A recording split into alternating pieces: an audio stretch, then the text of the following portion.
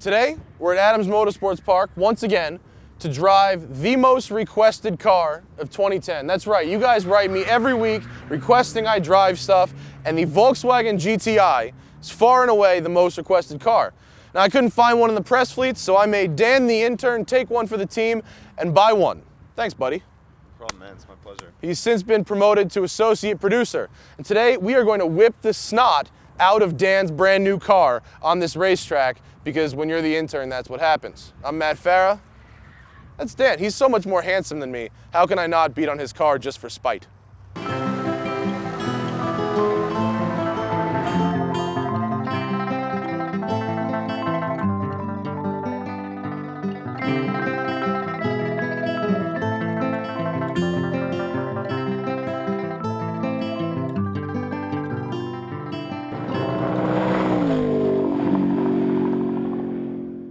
I would say that in the last 6 months, more of you have written me letters saying, when am I going to drive the new GTI, than any other car. And I get lots of them. So, amazingly, I hadn't driven a GTI in a few years, not since 2002.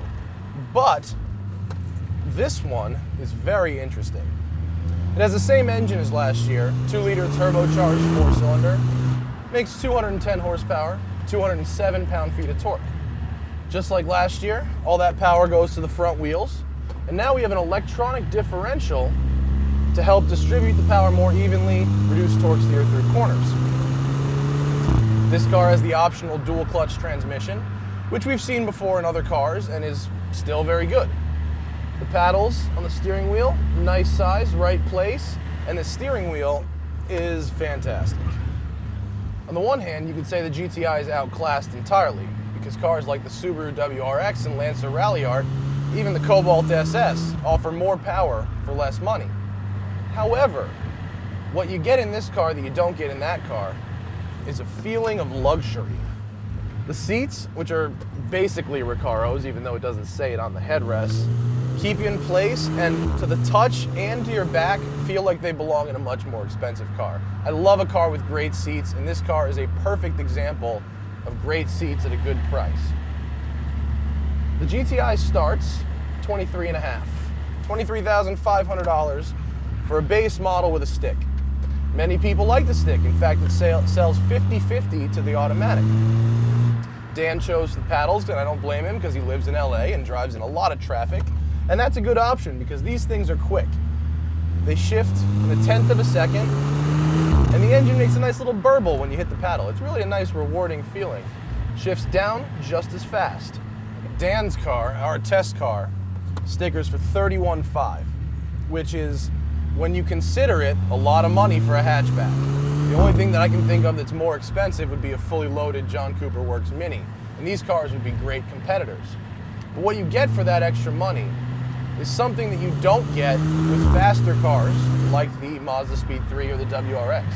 Those cars, they're good, but they're basically economy cars with turbos strapped on them. They feel like disposable goods because there's plastic everywhere. Here, no plastic, lots of leather, soft rubber. It makes the car feel more expensive, and when you're gonna spend 30 grand on a car, you want it to feel more expensive than those cars that may be a little faster, but aren't just as nice to touch or sit in. That's where the GTI is a real winner. There are a few practical things about the GTI that I don't actually like. For instance, the nav takes forever to find a point of interest. So if you're actually trying to find something quickly, you might be 5 miles from where you started before it actually finds out it was just where you were. Secondly, the car's e-diff system helps you keep the car under control, but it uses the anti-lock braking system to do it, which means if you're driving the car hard all the time, you're going to go through brake pads like crazy. And I may have just killed a bird right there. Yeah? I think I might have. I gotta say, I do like driving this car. It's not exactly a featherweight in its class at about 3,100 pounds with the DSG, but it still feels relatively light. The engine's happy to rev, it makes a great sound, it's comfortable, and I definitely just hit a bird right there. Did anyone see that fly off? Oh, it's bird slaughtering day on the smoking tire.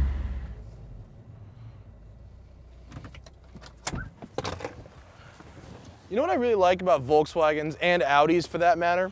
They always have good, elegant storage solutions, like the door pocket liter bottle holder. And then if you come back to the trunk, pop this guy. It's pretty spacious in there, right? But what if you're not filling it up totally? We've got hooks around the edges for grocery bags, cargo net, and these little guys, which are Velcro, and you can make a box of any different size so your stuff doesn't flop around when you're driving quickly. Just because you've got a trunk that holds a lot doesn't mean if you don't have a lot in there, you want it sloshing all over the place. I love that they think of stuff like that. Now, although the GTI's dash isn't as stylish as a car like a Mini Cooper or a Fiat 500, what you do get is a dash that's screwed together as tight as humanly possible. This dash just feels more expensive than all those other cars, and that's a big selling point for the GTI. The other one is the Dynaudio radio sounds really good. Listen. Oh. Ugh. Dan listens to the douchiest music. Now, I think we can conclude that as a road car, the GTI is actually very good, especially for the kind of money. It's tons of fun, plenty luxurious, and has lots of storage space, more than you'd think. But we are at a track for a reason, and tonight, $25 time attack night, so I think we need to find out how it does as a race car. Visually, the biggest difference between the last generation and the current one is the redesigned front fascia, which incorporates a much more horizontal grille and not the Audi-esque Billy the Wide-Mouth Bass look. The new quad headlamp design is reminiscent of the original first generation GTI, except now we get xenons, which is nice. Overall, we really like the fact that the Volkswagen's exterior styling doesn't need to make a very bold statement. It's simple, conservative, and very good to drive.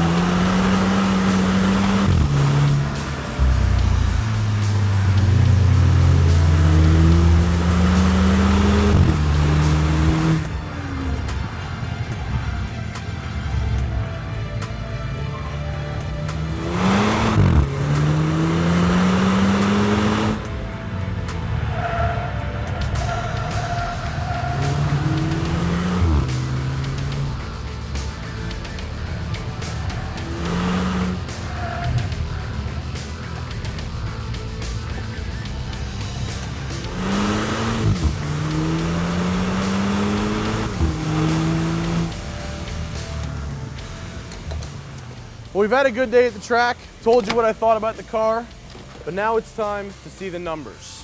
Now, the car to beat was the Mazda Speed 3, which ran a 50.8 with me driving. Tom was able to run a 50.7 in the GTI, 1/10 of a second faster. Yours truly, 50.6.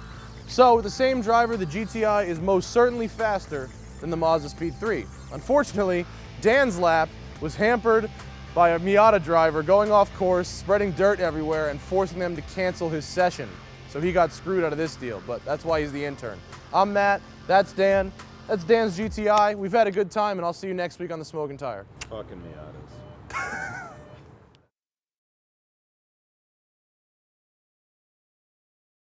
This year, Blackmagic's sending us on the 2010 Bull Run Live Rally from July 9th to 16th from New York to Las Vegas. We're going to be driving the 2011 Shelby GT500 convertible. Here's your chance to come hang out with us, the Bull Run launch party in New York. All you do is go to blackmagicshine.com and design your own racing livery using the tools they give you. And the best design ends up on our car for Bull Run, and Blackmagic's going to pay for your trip to New York to come hang out with us at the kickoff party. So go to blackmagicshine.com and be sure to watch all our videos almost live from the Bull Run rally right here on the Smoking Tire.